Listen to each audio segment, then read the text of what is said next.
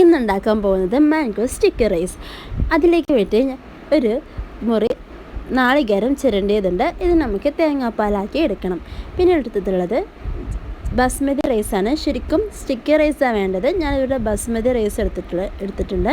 അത് നന്നായി നമുക്ക് വേവിക്കണം. നമ്മൾ 1 hour നമ്മൾ ജസ്റ്റ് വെള്ളത്തിലിട്ട് വെക്കണം. അതിനുശേഷം നമ്മൾ തേങ്ങാപ്പാൽ റെഡി ആയിട്ടുണ്ട്. ഈ തേങ്ങാപ്പാൽ നമ്മൾ ഒരു പാത്രത്തേക്ക് ഒഴിച്ച് നമ്മൾ സ്റ്റവ് ഓൺ ചെയ്തിട്ട് ഒരു പിഞ്ച് സാൾട്ടും അതിലേക്ക് പഞ്ചസാരയും 2 സ്പൂൺ പഞ്ചസാരയും ആഡ് ചെയ്തിട്ട് നന്നായി തിളപ്പിച്ചെടുക്കുക.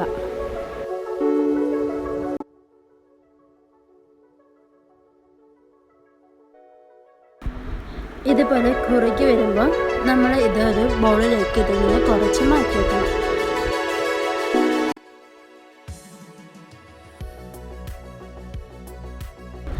ബാക്കി വന്ന പാലിലേക്ക് നമ്മൾ കുറച്ച് കോൺഫ്ലോർ യൂസ് ചെയ്തിട്ട് നമ്മൾ ക്രീമി രൂപത്തിലാവാൻ വേണ്ടിയിട്ട് നമ്മൾ കോൺഫ്ലോർ യൂസ് ചെയ്തിട്ട് ബാക്കി നമ്മൾ തിളപ്പിച്ചെടുക്കുക.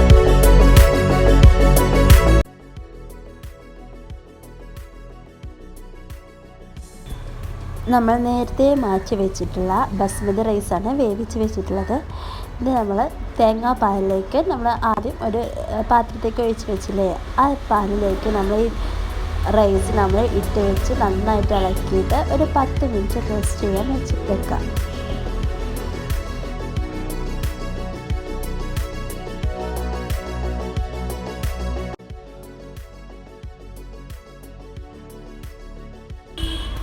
ശേഷം നല്ല പഴുത്ത മാമ്പഴം ഇതുപോലെ ഭംഗിയിൽ കട്ട് ചെയ്ത് വെച്ചിട്ടുണ്ട്. നമ്മൾ തയ്യാറാക്കി വെച്ചിട്ടുള്ള തേങ്ങാപ്പാൽ യൂസ് ചെയ്തിട്ടുള്ള റൈസ് നമ്മൾ ഇതിൽ വെച്ചിട്ട് നമ്മൾ ആ ക്രീമി ആയിട്ടുള്ള തേങ്ങാപ്പാൽ ഇതിൻ്റെ മുകളിലൂടെ ഒഴിച്ച് ഈ മാങ്ങയും ഇത് രണ്ടും മിക്സ് ചെയ്തിട്ട് നമ്മൾ കഴിക്കുക. ഇതൊരു തായ് ഡിഷാണ്. ഇത് കഴിക്കുമ്പോൾ എനിക്ക് ഫസ്റ്റായിട്ട് എനിക്ക് ഓർമ്മ വരുന്നത് അഹാന കൃഷ്ണയുടെ മുഖമാണ്.